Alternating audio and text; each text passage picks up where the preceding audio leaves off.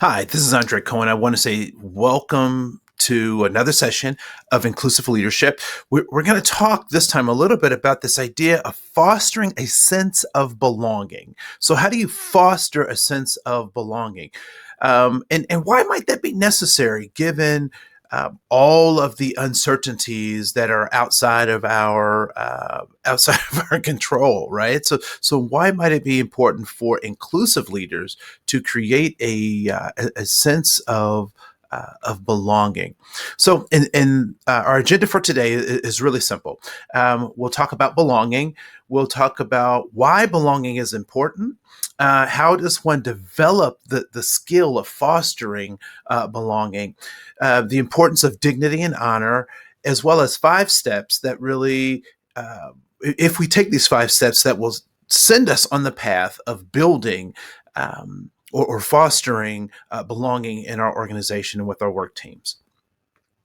So, the first thing I'd like to introduce you to is a video that you'll see in the slide deck. So I won't take the time to do this now, but we'll let you do that on your own time.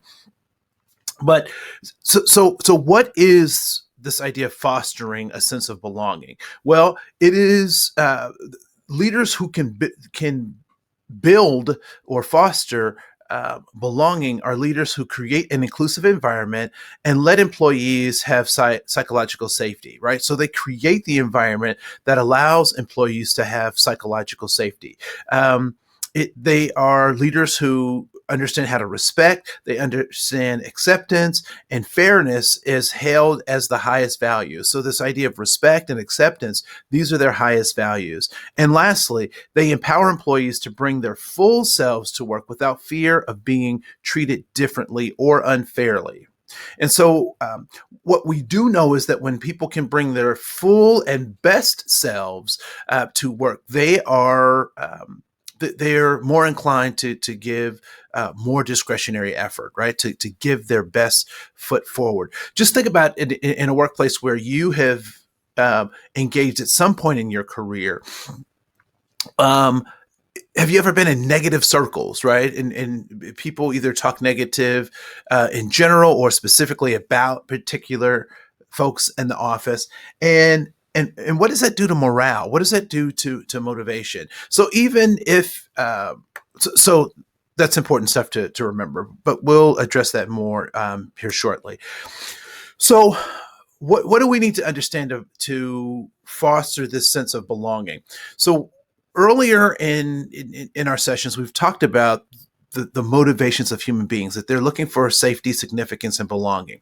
Significance is that I'm a person with purpose and power, and I want to belong or be in relationships with people who understand my purpose and power. And so significance, purpose and power, belonging, be in relationships with people who understand my significance or my power. And safety is that I want to be physically, mentally, psychologically, and intellectually safe to be in relationships with people who understand my my power, right? Who understand my purpose and my power. So this is what people are after. Other folks have used the Maslow's hierarchy of needs. I prefer this over Maslow's hierarchy of needs just because of the simplicity of this particular tool. But if we look at cultural groups, if we look at in any place where we think people are different, what I would suggest is that they're probably after these things, but maybe not in the same way, right? And so it is interesting to me that human beings, no matter where they come from, can mate with one another and create other human beings, right? So are we that different? I would suggest that we're probably not that different, right? However, when we focus on those differences, they put up for us optical illusions, artificial barriers to authentic human relationships, right? And so when we think about what it is that people are after, they're looking for the safety, significance, and belonging. Now, the other part about this is people typically don't have to wait or ask for your permission to go after these things, right? So sometimes, particularly as leaders, we would like for people to not do certain things or to do things differently, right? So what we have to recognize is that they're not asking for our permission when they go after these goals. So our job is to actually try to get them to these goals in a way that gets us to, so they have these personal goals, but how do we get to organizational goals, right? So how do I help them achieve their goal as we're collectively trying to achieve our organization's goal? So we'll talk about that in just a second as well. Here's a second video that I'd like for you to pay attention to around dignity and honor, right? So what happens and what does it cost us to give people dignity and honor, and what does that actually mean? And so this video will go into that a little bit. But ultimately, why do people act the way they do? Like they're after something, but why do they behave the way they do? So here are a few truths about human behavior. One is that humans can learn, change, and grow. Who I am today is not who I was even 10 years ago, right? So I'm very different today than I was, although there are some pieces of me that are consistent. But in terms of what I've learned and what I've experienced, so I'm certainly intellectually a different kind of person, right? And even my skin, right? Human beings don't molt, but we certainly renew our skin cells. And so over a 10-year period, your epidermis is replenished, right? So people can learn, change, and grow. What oftentimes happens for leaders is that we expect that change and that growth to happen on a particular timeline, right? So what ends up happening is when we don't see change and growth on our timeline, we get frustrated, right? So I recall, when I taught middle school, sometimes I would say they should be hitting these benchmarks here in terms of their behavior and in terms of responsibility, when in fact, for some students, they never got it within my class period or the time that they were with me, but they did get it when it came to life, right? So sometimes we can be frustrated because we don't see the advancements of people's behaviors, their change and their growth on our timeline. What I'd also so the next thing I'd like for you to think about is this idea that people do what they think works, even when it's not effective, right? So people do what they think works, even when it's not effective. Why do I need to think about this as a leader who wants to foster a sense of belonging? So I have to recognize these sets of behaviors, and this one in particular, because I can misdiagnose a situation, right? So why do people consistently come late to meetings? Why do people oftentimes not tell the truth, right? Or why do people take the pens with them as opposed to leaving them? So we're constantly buying pens. So these are somewhat minuscule things, but I want you to think about the behavior behind them. And so why is it that when students or customers come in upset that they're yelling or have this bad attitude? And what I'm going to say might sound controversial, but I want you to think about it first before you judge me on what I'm about to say, right? But what I would say is that they're exhibiting that set of behavior because it's been effective in the past, that it's worked for them. And so one of the things that they have to realize is that behavior won't work for them. And so as a leader, I actually have an upper hand because I know what they're after with those behaviors. And we'll come back to that in just a second. Right. And then lastly, I'm going to skip the all human behavior is goal directed because we know that, right? So, and what are the three goals of human behavior? Safety, significance, and belonging. So all human behavior is guided, is directed in that way.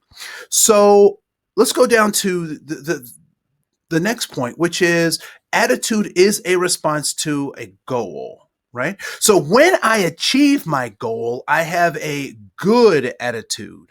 When achievement to my goal is either denied or delayed, I have a bad attitude. Here's an example. Just think about a teenager in your life, or think about a time when you were a teenager. And when an adult denied you access to something that you thought was reasonable, something that you thought was acceptable, that you in your own mind, you're saying this isn't a reasonable request, and the adult says no. What was your affect? How did you respond to that? What was your behavior? For most of us, it would have been classified as a bad behavior, right? So either folks storm off, they get an attitude, they make a face, something like that.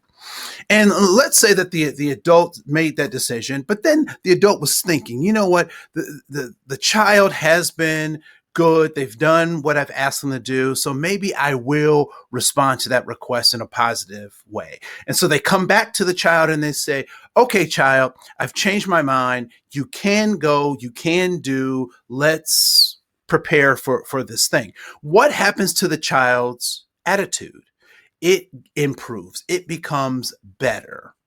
Maybe not as good as it was before, but it's certainly a better attitude. And so what is it that actually defines an attitude? And it is goal achievement.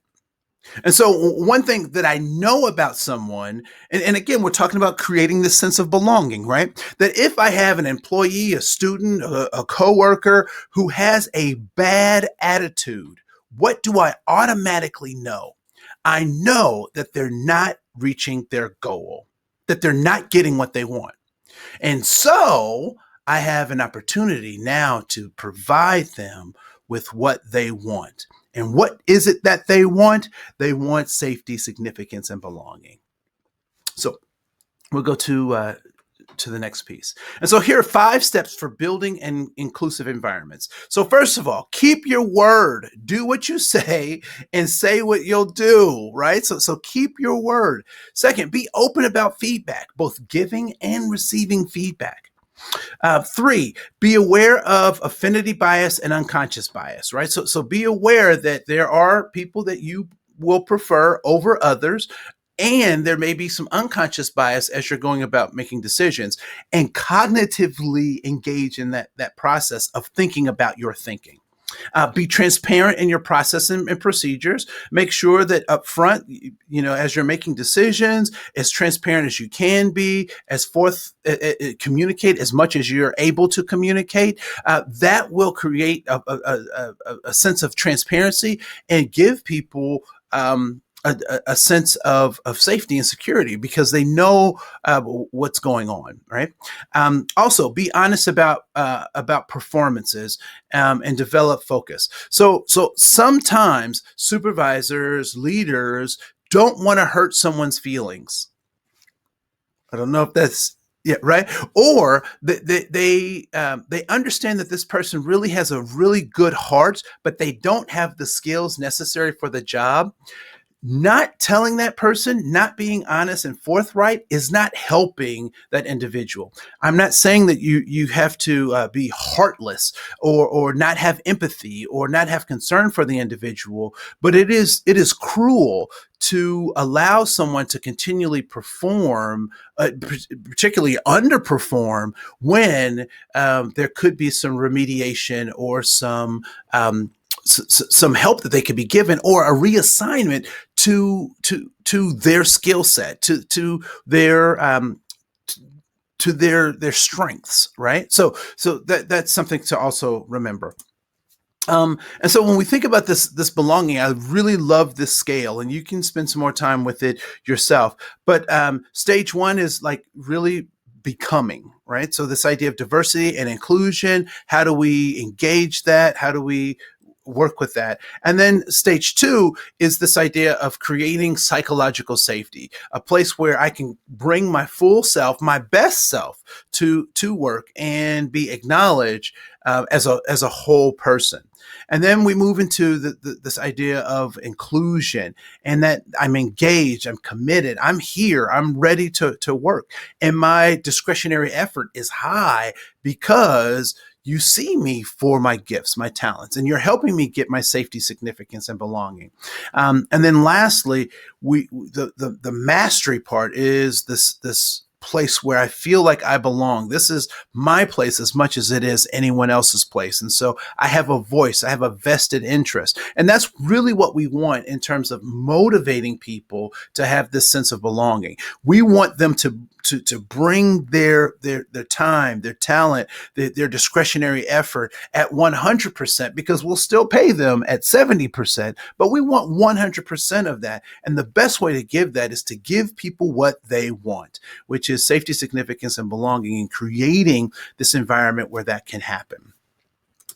And so that's the end of this particular course, part of the course, or this session. And I look forward to seeing you in our next presentation.